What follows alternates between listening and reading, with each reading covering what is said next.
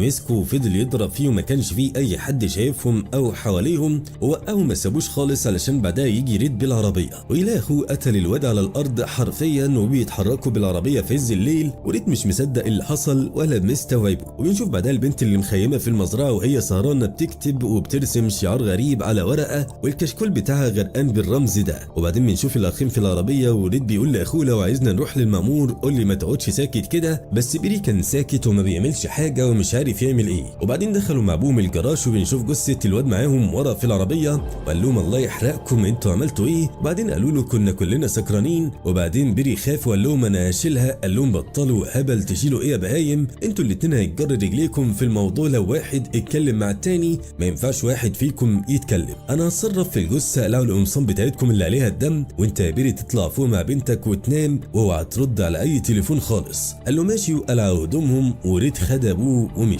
راحوا الجراج وطلع بيري فوق وبعدين لف ريد الجثه